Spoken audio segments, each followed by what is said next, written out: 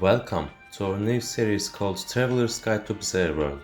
Today's video will be an introduction to traveling and some tips I use on my travels.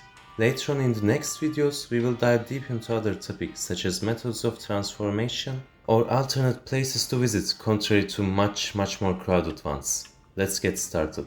Traveling, a very old meta now populated by Instagram spammers or Bear Grylls wannabes. If you want to join this day-by-day growing group, either for a nice vacation or for content, I want you to know about this art a bit more.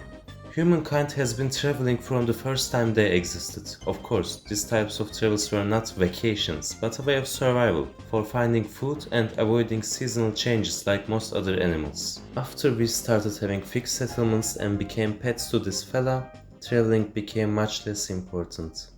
Nah, I'd lie. With humanity's improving knowledge, people started to dream of new places, cultures, and much more. Philosophers wrote their books of travel about places of unbelievable beauty. Epics about Odyssey and the exotic islands he found were told ear to ear.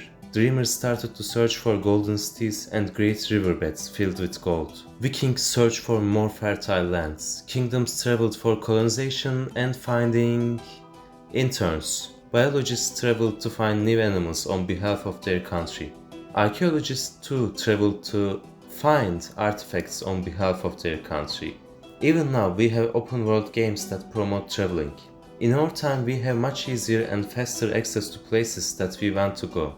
Ironically, we are much more limited due to visas, politics and money. This is why I started this series, to give you my knowledge for you to travel easier and happier. These are the basic tips. I wish I knew them sooner and are universally applicable.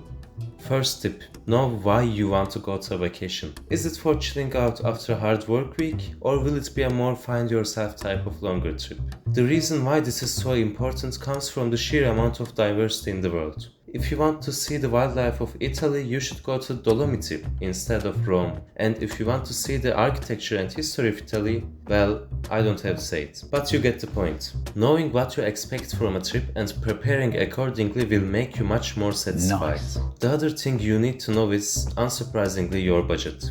Depending on your vacation preferences, your budget can determine where and how long you will go somewhere. Your budget for a 1 week eat and travel to Paris might be enough for you to stay in Latin America if you are willing to stay in hostels and cook your own food. While talking about weeks or months, let's talk about time management. Know how long your trip will last and prepare accordingly. Well, theoretically, you can see 5 cities in a week. It would be a very tedious and tiring process. Try to give every place you visit at least 2 days. Talk with your business if you can find a middle ground between payment and day offs. Look out for the holidays, and if you really want to travel for months, try to find new income sources or have some savings. Last but not least, prepare for emergencies. Have some people that know where you are going and how you are going there.